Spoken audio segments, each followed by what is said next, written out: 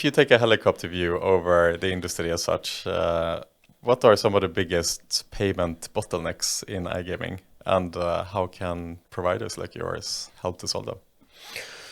Absolutely, crikey. Bottlenecks, many. Um, Funny enough, again, the bottlenecks usually are not around cost. Bottlenecks generally come around from technical ability. And technical ability, maybe you're using a third party in order to enable something. So, how are you able to then do a direct integration if you can do a direct integration? Does your platform support certain callbacks? One of our biggest frustrations right now, and it is a frustration, and I don't mind saying this, is that, recently we've obviously launched our newest platform. We have a lot of different callbacks that we collect. We collect those callbacks not because we're trying to be difficult, but it's so we can actually provide scalability to you if you wish to accept multiple different types of payment option.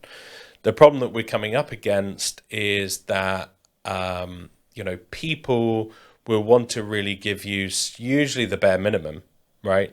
So they're happy to give you certain amounts of information, but not others, but then makes it far harder to be able to sort of scale and implement multiple different types of payment options all through that same integration that you hold with somebody. So, a lot of sort of time and cost then goes back into, potentially sort of making a change from your side, or them having to potentially make a change from their side when you're not collecting all of that sort of information.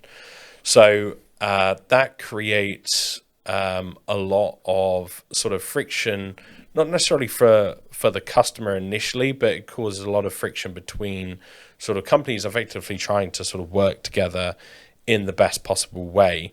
Where cost sort of certainly comes into it was really sort of that example that I gave you earlier, whereby, maybe they have the time to implement half of the product, but to add the other 30% sort of uplift, or being able to do a really nice payout experience back to somebody, or withdrawal experience back to somebody, that next step that's required in order to implement and integrate that, maybe there is a blocker there, on that technology side, that's really sort of stopping you, or, there's that potential thought process that, okay, wait a minute, that might actually be replacing a team somewhere, when you're trying to sort of automate and create sort of an automated process. So it's quite a delicate thing to sort of go through with somebody.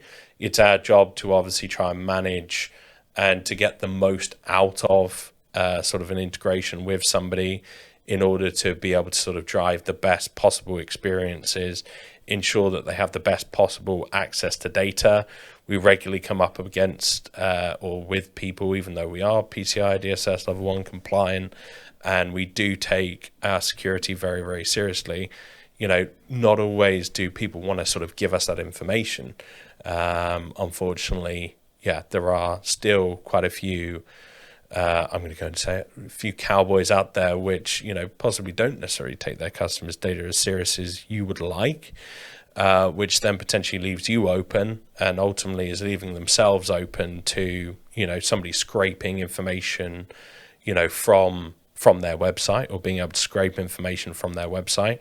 I actually have a friend whose business, actually that's his approach to gain customers, is that's how he will approach somebody who will actually go into somebody's cashier, find all of the problems collect a load of information from their existing customers, and then go back to them with it, which is really worrying, right? That this is even a thing. But yeah, all of these things here are really sort of the trials and tribulations of sort of B2B. We're obviously trying to, bring forward and making it as easy as possible for somebody to be able to work with us.